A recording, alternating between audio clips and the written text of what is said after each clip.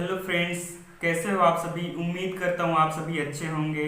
मैं राजू देवांगन आरडी केम क्लासेस में आपका स्वागत करता हूँ, जिसमें आप मेरे साथ पढ़ रहे हैं केमिस्ट्री। दोस्तों, हमने प्रीवियस क्लासेस में बेसिक केमिस्ट्री को पूरे 12 पार्ट्स में कंप्लीट किया है। अगर आपने बेसिक केमिस्ट्री का मेरा प्रीवियस क्लासेस नहीं देखा हो तो प्लीज़ जाके देख लीजिए। आज मैं आप लोगों के लिए लेकर आया हूँ केमिस्ट्री का एक नया यूनिट जिसका नाम है स्ट्रक्चर ऑफ एटम्स, जिसमें हम पूरे एटम्स और उसके कंस्टिट्यूएंट्स के बारे में पढ़ने वाले हैं। दोस्तों, आज का ये क्लास स्टार्ट करने से पहले मैं आप लोगों से एक बात बोलना चाहूँगा कि अभी कुछ दिनों पहले ही मेरे एक व्यूअर्स ने मुझे मेरे वीडियो से रिलेटेड एक सजेशन दिया। वो सजेशन यह था कि मैं जिस किसी भी पर्टिकुलर टॉपिक से रिलेटेड जो वीडियो बना रहा हूँ उससे रिलेटेड उसी वीडियो में एक क्वेश्चन करूँ। तो मुझे ये सजेशन काफ़ी अच्छा लगा, काफ़ी पसंद आया। मैं उस व्यूअर्स को तहे दिल से थैंक्स बोलना चाहूँगा और इसी के साथ उनका ये सजेशन अपने वीडियो में इम्प्लीमेंट करते हुए आज से मैं पर्टिकुलर जिस किसी भी टॉपिक का वीडियो बनाऊंगा उस टॉपिक से रिलेटेड एक क्वेश्चन वीडियो के एंड में पूछूंगा और उस क्वेश्चन का आंसर मैं नेक्स्ट वीडियो में दूंगा। ओके, तो दोस्तों उम्मीद करूंगा कि ज़्यादा से ज़्यादा संख्या में आप जो है क्वेश्चन का आंसर कमेंट बॉक्स में लिखें, जिससे मुझे मोटिवेशन मिलती रहे। तो चलिए दोस्तों स्टार्ट करते हैं आज का क्लास, जिसका नाम है स्ट्रक्चर ऑफ एटम्स। तो स्ट्रक्चर ऑफ एटम्स में हम देखते हैं, तो एटम के स्ट्रक्चर को समझने से पहले सबसे पहले हम देख लेते हैं एटम्स क्या होता है। तो एटम आर द बेसिक और smallest unit of matter which defining structure of element. जैसा कि हम प्रीवियस क्लासेस में भी देख चुके हैं कि एटम जो है किसी भी मैटर का बेसिक और स्मॉलेस्ट यूनिट होता है जो कि एलिमेंट के स्ट्रक्चर को डिफाइन करता है। अब ये मैटर क्या होता है? Anything that occupy spaces and having particular mass, मतलब कि कोई भी ऐसा चीज जो कि स्थान घेरता है और उसका पर्टिकुलर मास हो, वह मैटर कहलाता है।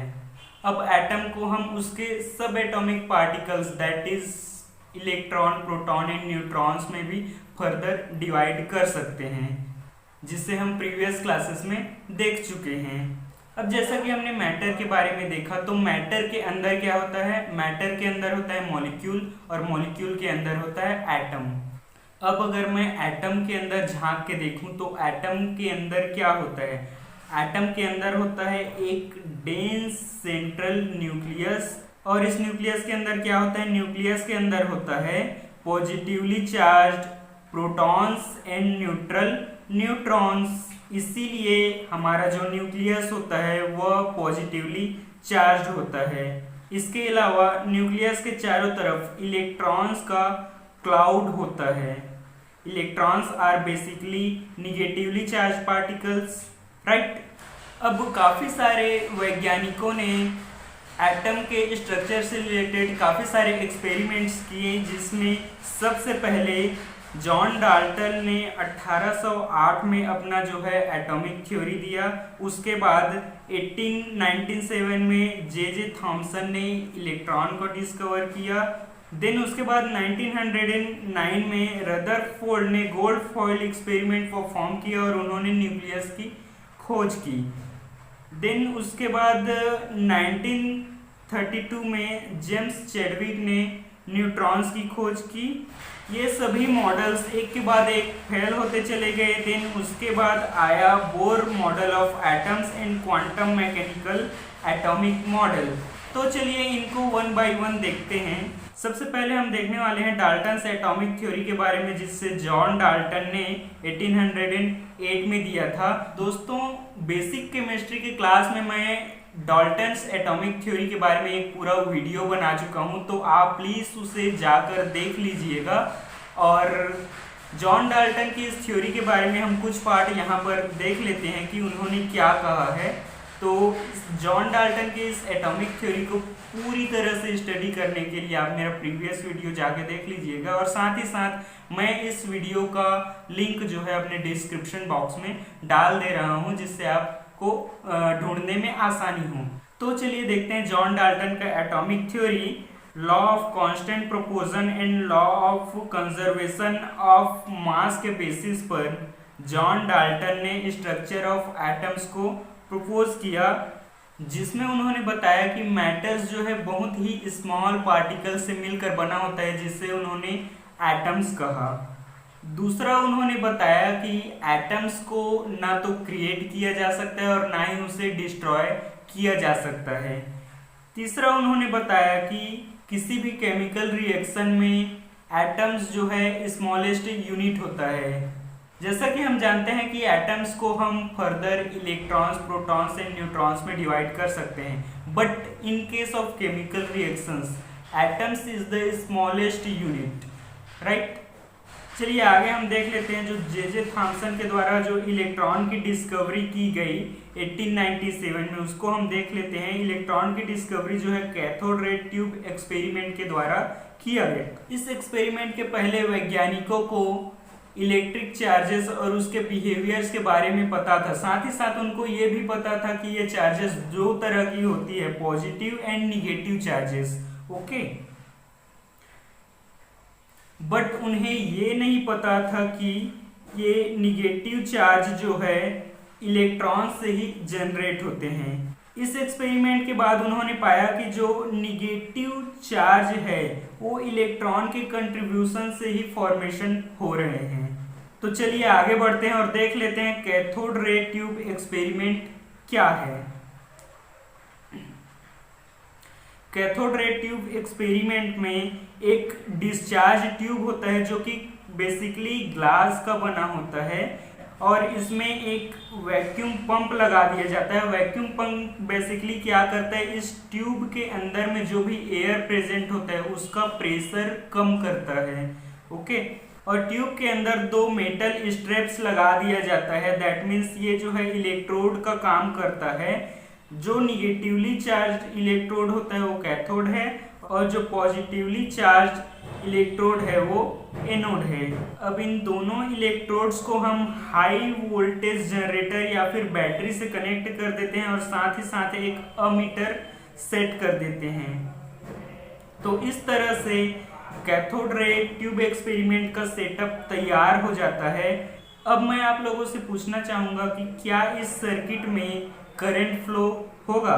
तो आप बोलेंगे नहीं, क्योंकि ट्यूब के अंदर इलेक्ट्रिसिटी या फिर करंट फ्लो होने के लिए कोई भी मीडियम ही नहीं है। बट जब हम सर्किट को हाई वोल्टेज करंट प्रोवाइड करते हैं तो हम देखते हैं कि करंट फ्लो हो रहा है और अमीटर भी कंटिन्यूसली डिफ्लेक्टेड हो रहा है। अब इसमें सोचने वाली बात यह है कि दोनों ही इलेक्ट्रोड एक दूसरे से जुड़े हुए नहीं हैं, ओपन सर्किट है, कोई मीडियम नहीं है, फिर भी करंट फ्लो हो रहा है। बट इस एक्सपेरिमेंट में साइंटिस्ट ने यह एज्यूम कर लिया था कि ये जो ओपन रीजन है इससे कुछ तो फ्लो हो रहा है। अब यह या तो कैथोड से एनोड की तरफ फ्लो हो रहा होगा या फिर एनोड से कैथोड की तरफ फ्लो हो रहा होगा, बट कुछ तो फ्लो हो ही रहा है, जिसके वजह से हमें सर्किट में करंट फ्लो देखने को मिल रहा है। अब दूसरी चीजें साइंटिस्ट को यह देखनी थी कि यह जो करंट फ्लो हो रहा है उसका डायरेक्शन क्या है, वह एनोड से कैथोड की तरफ मूव कर रहा है या फिर कैथोड से एनोड की तरफ। तो करंट के फ्लो के डायरेक्शन को पता लगाने के लिए साइंटिस्ट ने क्या किया, एनोड और कैथोड में छोटे छोटे छिद्र बना दिए गए और इनके पीछे जिंक सल्फेट की कोटिंग कर दी गई, और फिर से हाई वोल्टेज का करंट जो है सर्किट में प्रवाहित किया गया। तो देखने को मिला कि कैथोड की तरफ तो कोई भी किसी भी तरह का चेंजेस नहीं आया, बट एनोड की तरफ जो जिंक सल्फेट है वो ग्लो कर रहा था। ऐसा इसलिए हुआ क्योंकि जो पार्टिकल्स हैं वह एनोड के छिद्र से होके जिंक सल्फेट के साथ कोलाइड कर रहा है और उसे हीट कर रहा है, जिससे जिंक सल्फेट ग्लो कर रहा है। तो इस एक्सपेरिमेंट से यह कंफर्म होता है कि जो हमारा पार्टिकल्स है वह कैथोड से एनोड की तरफ मूव कर रहा है।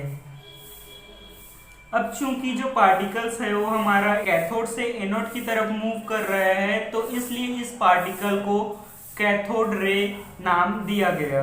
और डीपली स्टडी करने पर पता चलता है कि जो कैथोड रे है या फिर जो पार्टिकल है वह स्ट्रेट लाइन में मूव करते हैं, बट यदि इनके पाथ के आसपास इलेक्ट्रिक फील्ड या फिर मैग्नेटिक फील्ड लगा दिया जाए तो ये अपने पाथ से डिफ्लेक्ट हो सकते हैं। जैसे मान लो मैंने ऊपर के साइड बहुत सारे पॉजिटिवली चार्ज वाले पार्टिकल्स रख दिए, तो ये जो पार्टिकल्स हैं जो कि ट्यूब के अंदर में फ्लो कर रहे हैं वो सीधे ना जाके ये जो है पॉजिटिव चार्ज की ओर मुड़ जाएंगे, उस तरफ डिफ्लेक्ट हो जाएंगे। ऐसा डिफ्लेक्शन तभी देखा जा सकता है जब कैथोड रेज जिस किसी भी पार्टिकल से बना हो वह निगेटिवली चार्ज पार्टिकल्स हो। जैसा कि हमें मालूम है कि जो पार्टिकल्स होते हैं वो सेम पार्टिकल्स से रिपेल करते हैं और अपोजिट पार्टिकल्स के साथ वे जो है अट्रैक्शन शो करते हैं। इससे यह पता चलता है कि जो कैथोड रेज है वो निगेटिवली चार्ज पार्टिकल्स कंटेन करते हैं। अगर ये पॉजिटिवली चार्ज कंटेन करते तो इनका deflection opposite side that means negatively charge के तरफ इनका डिफ्लेक्शन होता, बट ऐसा नहीं हुआ क्योंकि कैथोड रेज जो है निगेटिवली चार्ज कंटेन कर रहे हैं। अतः इस एक्सपेरिमेंट से यह भी क्लियर हो गया कि जो हमारा कैथोड रेज है उसमें जो पार्टिकल्स प्रेजेंट है वह निगेटिवली चार्ज पार्टिकल्स हैं। एक्सपेरिमेंट को और आगे बढ़ाते हुए साइंटिस्ट ने इलेक्ट्रोड के मेटल को चेंज करके देखा और साथ ही साथ ट्यूब के अंदर प्रेजेंट गैस को चेंज करके देखा, बट इससे कैथोड रेज में किसी भी तरह का चेंजेस नहीं देखा गया। तो इससे यह निष्कर्ष निकलता है कि जो हमारा कैथोड रेज है वह इलेक्ट्रोड के मेटल और गैस के नेचर के ऊपर डिपेंड नहीं करता है। इस एक्सपेरिमेंट के द्वारा यह भी बताया गया कि इलेक्ट्रॉन्स एटम्स का बेसिक कॉन्स्टिट्यूएंट्स यूनिट होता है जो कि किसी भी तरह के एटम्स में सेम होता है।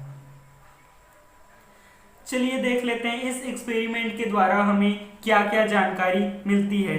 पहली जानकारी हमें मिलती है कि जो हमारा कैथोड रेज है वह कैथोड से निकल के एनोड की तरफ मूव करता है। दूसरी जानकारी हमें ये मिलती है कि जो हमारा कैथोड रेज है वह विजिबल तो नहीं है, बट उसके बिहेवियर को हम ऑब्जर्व कर सकते हैं थ्रू फ्लोरेसेंस और फॉस्फोरेसेंस मटेरियल, जिससे वह पार्टिकल्स जो है हीट कर देता है, जिसके थ्रू वो पार्टिकल पर्टिकुलर जो है ग्लो करने लगता है। जैसा कि हमने एक्सपेरिमेंट में देखा कि फ्लोरोसेंस और फॉस्फोरेसेंस के रूप में हमने जिंक सल्फेट को रखा और जिंक सल्फेट जो है पर्टिकुलर पार्टिकल से कोलाइड करके हीट होता है और वो ग्लो करने लगता है। तीसरी चीजें ये देखने को मिलती है कि इलेक्ट्रिक और मैग्नेटिक फील्ड के एब्सेंस में जो हमारा कैथोड रेज है वो जो है स्ट्रेट लाइन में मूव करता है। और चौथी चीज हमें ये देखने को मिलती है कि इलेक्ट्रिक फील्ड या मैग्नेटिक फील्ड के प्रेजेंस में जो हमारा कैथोड रेज है वह अपोजिट चार्ज की तरफ डिफ्लेक्ट होने लगता है।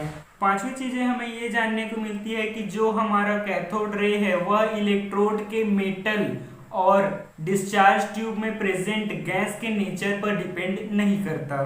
तो दोस्तों अब टाइम हो चला है आपसे क्वेश्चन पूछने का।